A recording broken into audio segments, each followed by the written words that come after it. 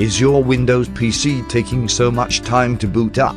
If yes, with this easy fix, it will help your PC to boot up a bit faster.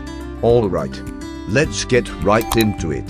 To speed up boot process, you should disable unnecessary startup applications that automatically starting up during boot up.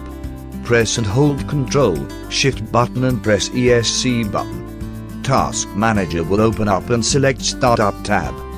From there, you'll see all the startup applications that booted up and running in the background automatically every time you turn on your Windows PC. Sometimes, these applications are not needed all the time and save some resources that other application might need it. By disabling it, you'll simply telling Windows, "Nope, not today. I don't want them to start up automatically. Let me open them manually."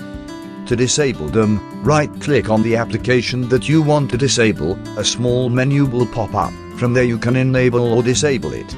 If you don't know anything about that application, you can select Search Online.